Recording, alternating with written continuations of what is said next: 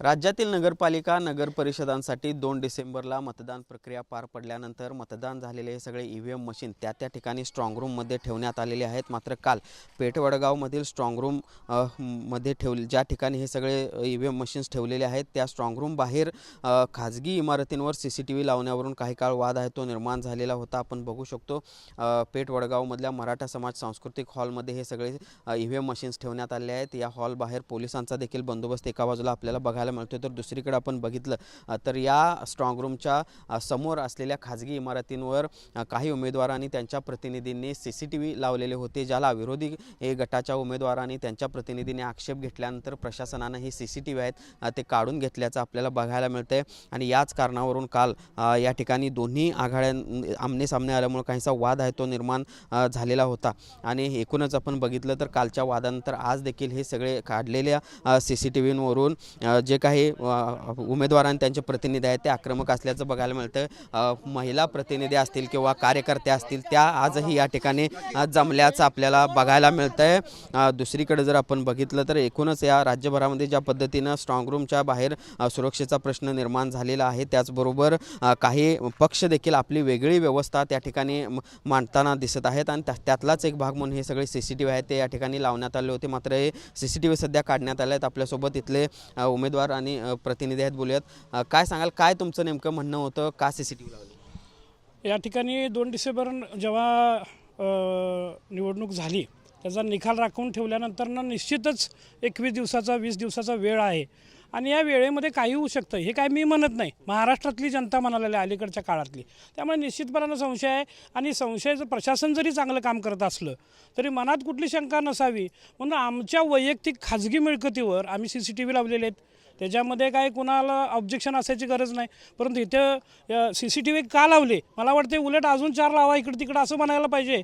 परंतु प्रशासनानं इथं काल बळाचा वापर करून पोलीस प्रशासनाला पुढं करून चुकीच्या पद्धतीनं ते खाजगी मिळकतीमध्ये प्रवेश करून तिथले CCTV काढलेले आहेत। या गोष्टीचा आम्ही निषेध करतो, कारण ही चुकीचं आहे। कारण जशी निवडणूक लागली लोकसभा असेल विधानसभा असेल हे असेल संशयाच्या वादात सगळ्या मशिनरी आहेत आणि मग जरी स्ट्रॉंग रूम इथं आहे आणि तिथं सगळ्याच उमेदवार असतील, विरोधी पार्टीचं असेल आमच्या यादव पॅनल आघाडीचं असतील, सगळ्यांच्या सेफ्टीसाठी ते कॅमेरे आहेत का आमच्या एकट्या सेफ्टीसाठीच नाही आहेत, परंतु ते काढायला लावणं हे कुठेतरी संशय निर्माण करणार आहे आणि प्रशासनावर प्रश्नचिन्ह निर्माण करणार आहे।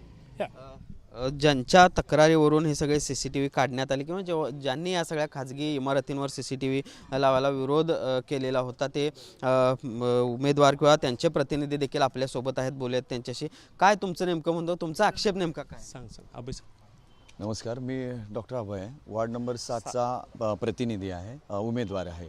तर आक्षेप असं नाही, ज्या वेळेला सरकारने आम्हाला या पद्धतीची यंत्रणा दाखवली तर ज्या दिवशीला मतदार पेट्या ज्या आहेत तर त्या इथं आणल्या त्यावेळेला दोन्ही पार्टी म्हणजे विरोधक आणि आम्ही ह्या सगळ्यांच्या समोर स्ट्रॉंग रूम जी आहे तर त्या रॅकवरती ह्या पेट्या ठेवल्या, त्याच्यानंतर त्या रूमला सील लावलं, त्या सीलवरती व्यवस्थित पद्धतीने सील करून ह्या सगळ्यांचं त्याच्यावरती साईन घेतल्या आणि ते कॅमेरा जो आहे म्हणजे ज्या पेट्या ठेवल्या तिथे एक कायमस्वरूपीचा 24/7 कॅमेरा जो आहे तर तो तिथं ठेवला आणि त्या कॅमेऱ्याची ॲक्सेस जी आहे ते स्क्रीन जी आहे ते समाजाच्या म्हणजे जे आता जिथे कॅमेरा ठेवला त्या हॉलमध्ये 24/7 जे आहे ते ठेवलेलं आहे। आणि हा स्क्रीन कुणासाठी बघण्यासाठी आहे तर उमेदवार असतील, उमेदवाराचे प्रतिनिधी असतील, तर यांच्याकडे नेहमी प्रशासनानं आपल्याला सांगितलेलं 24 तास त्यामध्ये कुठंही कितीही मिनिट तुम्ही ते बघू शकता आणि एवढं सगळंच प्रशासनानं केलं आहे। आणि ह्याच्याबरोबर बाकीचे अजून आम्हाला दिसतात ते 8 कॅमेरे आहेत, त्या 8 कॅमेऱ्याची स्क्रीन जी आहे तर ती 24 तास उपलब्ध आहे की कॅमेऱ्यामध्ये काय चालू आहे, तुमच्या पेट्या कुठं आहेत ह्याच्यावरती 24 तास नियंत्रण ठेवणारी स्क्रीन तुमच्यासाठी उपलब्ध आहे असं आहे।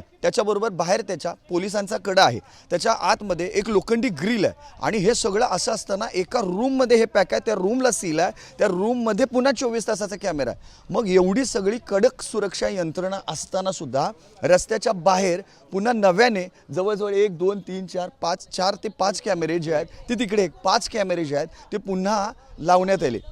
मग हे कॅमेरे का आम्ही आक्षेप घेऊ नये, याच्यामधला ॲक्सेस कुणाकडे आहे आणि ह्या ॲक्सेसचा वापर नेमका काय होणार, म्हणजे हा ॲक्सेस बाहेर खाजगी कॅमेरा तुम्ही लावला मग तो कॅमेरे जे आहेत तर त्या कॅमेऱ्यामधून नेमकं तुम्हाला काय बघायचं आहे। समजा आमचं काय एखादा खाजगी माणूस आहे, एखादी घोषणा देतो, एखादं व्यक्त होतो, मग हे व्यक्त होत असताना त्याच्या खाजगी जीवनावरती कायमस्वरूपीचा हा सबूत राहणार की ह्या माणसानं हे केलं होतं आणि ह्या ॲक्सेसने दबाव तंत्र जे आहे ते वापरलं जाईल म्हणून आम्हाला आक्षेप आहे. आक्षेप यंत्रणेवर नाही, आक्षेप वाईट गोष्टींवरती नाही, आक्षेप ह्याच्यावरती आहे की खाजगी जीवनावरती हा जो आहे तो त्रास होणार आहे. माझ्याबरोबर संतोष दादा आहेत, हे उमेदवार आहेत वार्ड नंबर 1चे.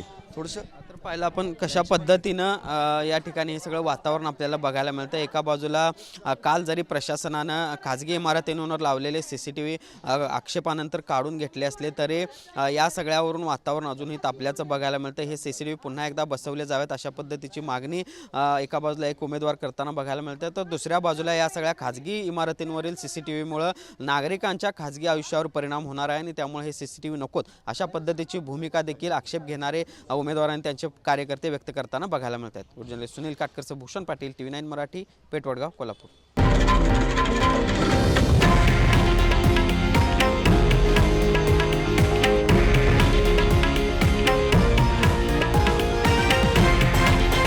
हे आहे देशातील नंबर 1 न्यूज नेटवर्क आणि आपण पाहत आहात TV9 मराठी, एकमेव.